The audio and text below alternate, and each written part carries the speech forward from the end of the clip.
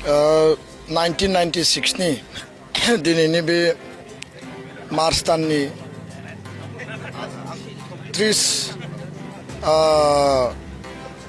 बे खालाराव जोहोलाव बालिराम बर' बिथाङा अबथिरायै जोंनि गेजेरनिफ्राय जिउ नागारो आरो बे गोसोखांथाव आरो दिनै बे मुंख्लं सानाव जोहोलाव बालिराम बर' बिथांनि गोदानै लुफुंनाय बिथांनि मुसुखायाव बिबार बावनाय आरो दुलाराय बर' फरायसा आफादनिफ्राय फिरफिला बिरहोनाय हाबाफारि लादों। बालिराम बर' बिथांनि मुसुखायाव आं बिबार बावबाय आरो बिथांखौ आङो श्रद्धान्जलि होदों। बिथांनि सोरगोआरि जिउमाया जाहाथे इसोरनि सेराव आलो गोजोनै थानो हायो आरो माहारिबाद जातीयताबादनि थाखाय बिथांनि जिखिनि संग्रामि जिखिनि स्पिरिटमोन बड'फाजों आगदा आगसि थानानै आगुनि दरं जिल्ला आथिखालनि उदालगुरि जिल्लायाव बा एन्टायार बड'लेण्ड आलादा रायजोनि सोमावसारनायाव बिथाङा जि मैखोम बिफाव लादोंमोन बियो जोंनि थाखाय जेब्लायबो थुलुंगानि मोनसे नेरसोन।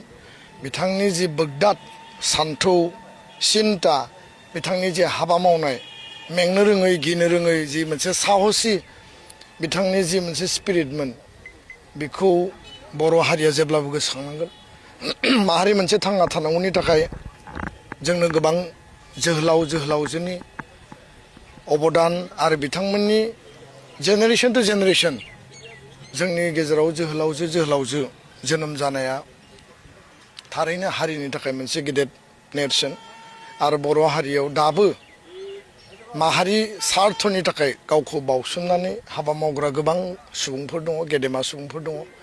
जोहोलाव बालिराम बर'नि मुङै थांनाय समफोराव दुलाराय बर' फरायसा आफादा जिखिनि थांखि लाबोबाय बिथांनि जोनोम सान, बिथांनि थैनाय सान, मुंख्लं सान आरो बिथांनि मुङाव मोजां मोनसे मुसुखा गायसननानै गोजोर खालामनायनि जे थांखि बियो दिनै मोगथां महराव जाफुंसार महर मोनबाय। आं बेखायनो न'खरजों लोगोसे दिनैनि बे दुखुनि सानाव बाहागो लाफैबाय, जोहोलावनि मुसुखायाव बिबार बावबाय। मिजिंथिदों आद्रा थानाय बालिराम बर' बिथांनि जि मोनसे सेक्रिफाइस, जि मोनसे अबदान बियो माहारिनि थाखाय आरो हारिनि थाखाय मोनसे अबदान महरै बिथांनि सेक्रिफाइसआ मोनसे अबदान महरै इयुननि समाव जोङो जोबथा आल्टिमेट थांखिसिम जों सहैनो हागोन आरो बे मोनसे मिजिंखौनो लानानै जों जेब्लायबो बिथांखौ जोङो सिबिबोदों, मान होबोदों आरो जोङो गोसोखांबोदों।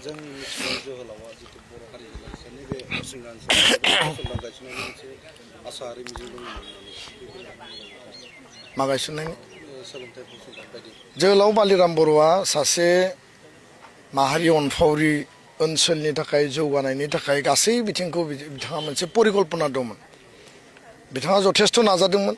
बै सम आरो थासारिया दुं हाव हाव आन्दलननि मोनसे बारहावा आरो दिनै बर' गोजोन गोरोबथानि गेजेरजों जोहोलाव बालिराम बर' बिथाङा मिजिंथिनाय बायदियै हरिसिंगायाव पलिटेकनिक गायसननाय, आम्बागाव जे हरिसिंगा समस्ति गोलैयो बेयाव नार्सिं कलेज गायसननाय बे खामानिफ्रा दिनै आरम्भ जाबाय आरो हरिसिंगायाव मोनसे मडेल गभ डिग्री कलेजबो जों मोननो हाबाय।